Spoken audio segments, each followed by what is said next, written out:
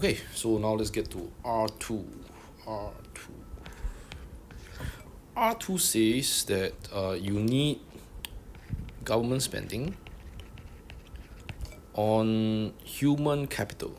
On human capital to solve unemployment in a post-pandemic world. So this kind of government spending on human capital is basically a supply side policy, and the supply side policy here is the labor training programs. Okay, labor training programs. Yeah. Okay, and then this, so no surprise here, so this one helps to solve structural unemployment. Okay, so let's start. Okay, so I want to talk briefly about how you explain the supply side policy. Okay, so ideally, right, when you want to explain supply side policy, you need to first describe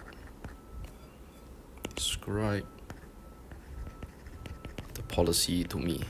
Yeah, so this one means you gotta give details, like, oh, if if you want to talk about skills future, right, then you gotta tell me, oh, you know what is skills future involved. Under the skills future program, I will give you credits, and then the credits can be used to spend on various training programs.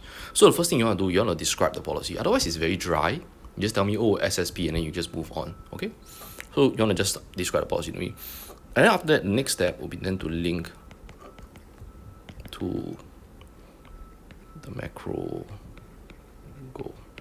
Yeah, so the macro goal here will be structural unemployment, and you want to use technical terms and or appropriate framework. Okay, so in this case, we're going to use technical terms because, like what I said, structural employment got no ADS framework. Okay, so let's start with first one. Let's describe the policy of skills future. So for example, the Singapore government has the skills future initiative.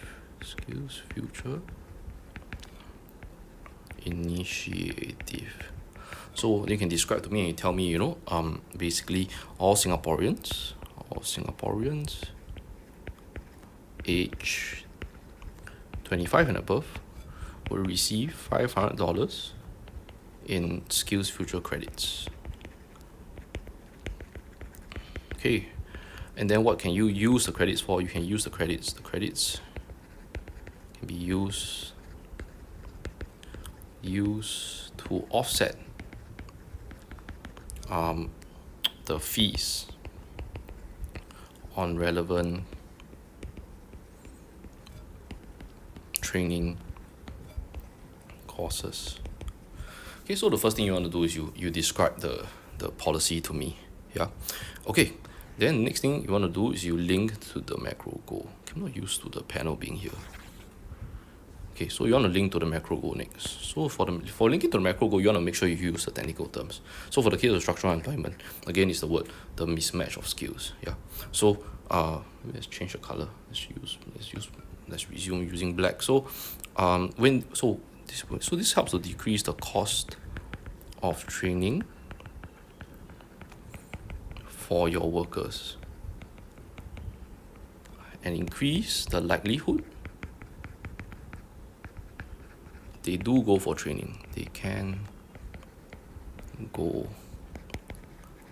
for training.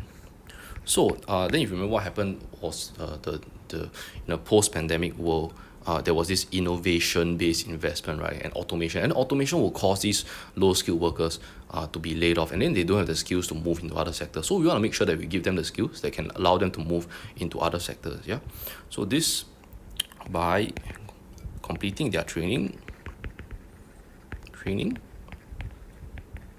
and now workers will possess a wider range of skills.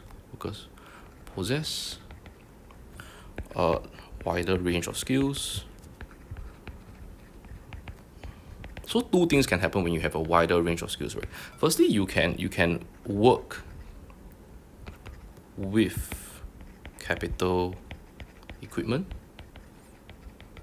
Yeah, so previously, you don't know how to operate, maybe you don't know how to do maintenance on the self-checkout machine, right? Or you don't know how to teach people how to do self-checkout machine. Every time they get jammed because their cashless payment doesn't work, you also don't know how to troubleshoot. So you go for training, you learn how to operate the machine, then you can help other people. So you keep your job. Yeah, so you work with capital equipment, or if the industry doesn't require you, then move to another industry. Yeah, or you can wider range of skills so that they can work in another, possibly very likely growing industry. Yeah, so if you're retrenched, for example, in the retail sector, you learn there's some transferable skills, so you go for training and then maybe you can learn to work in the hospitality industry. Yeah, which is could be booming after the after the pandemic. Yeah, so you learn to work in another industry. So this would then decrease the mismatch of skills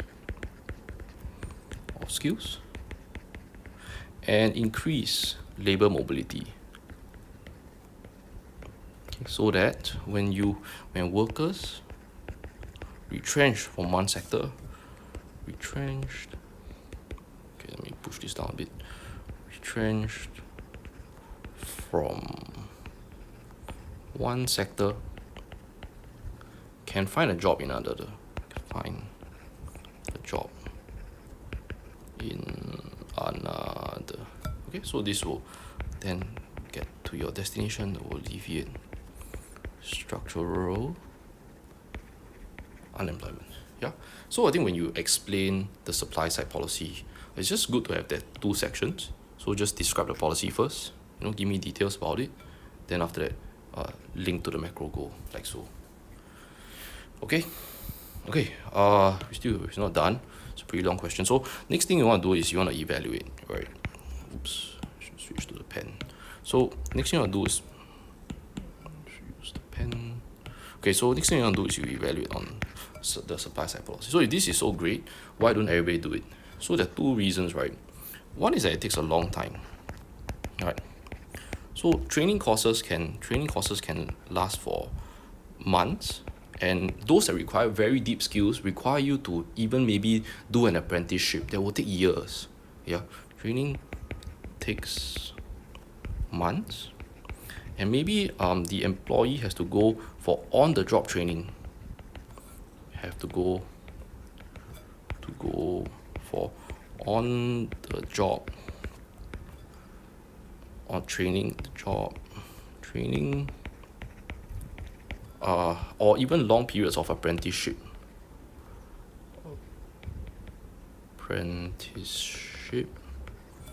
before the skill are acquired and the employee is ready to move into a new job.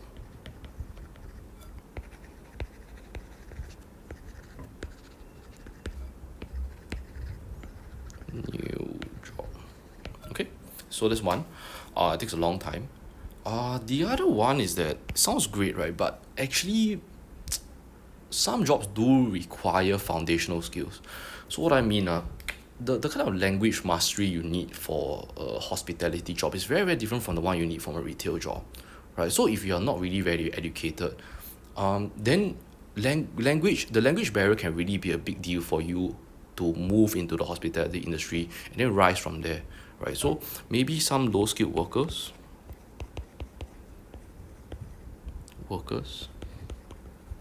they lack the foundational skills. And so what they face, foundational skills, and so what they face is a steep learning curve.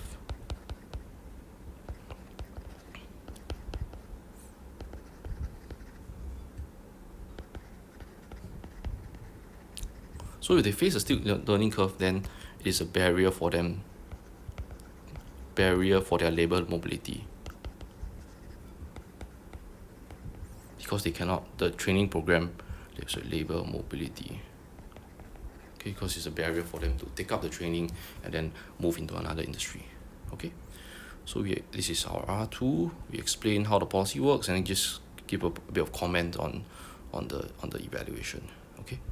Okay, so this is a 15-mark question. So it means you definitely need to give a conclusion at the end. Okay, so maybe I'll just write the conclusion at the top. So for the conclusion,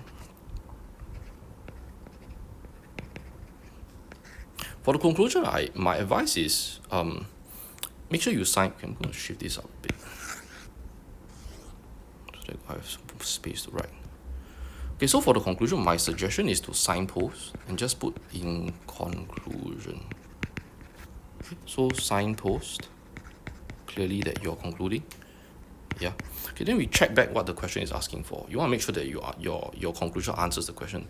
So the question asks for, do you think you need both policies to tackle unemployment in a post-pandemic world, right? So I'm going to argue that yes, it's likely both policies are required. Okay, then we give a reason why, right? So in a post-pandemic world, what you see is that it has exposed vulnerabilities to external shocks. And so therefore, you need an increase in G to help cushion the decrease in AD. Right, so that's the reason why I need this. Right, and then also if you have major capital projects, they usually have second order effects. So if you have, so there are second order benefits. So if you, for example, you build the Tuas ports, you not only create jobs for those working at the ports, but maybe you attract FDI, right? So in terms of attracting FDI and the support services also. So that's why I need major capital projects in a post-pandemic world, right? And then in a post-pandemic world, it has also, I'm sure you can see, it has accelerated the adoption of technology. So you are more likely to go online shopping. You are more amenable to doing cashless payments, contactless payments. So it's accelerated tech changes. And so spending on human capital is also essential.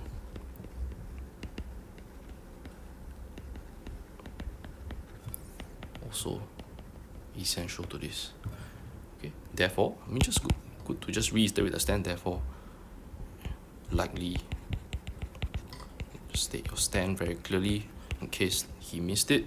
So stand is likely both types of policies required in the post-pandemic world. Okay, so that will be our conclusion.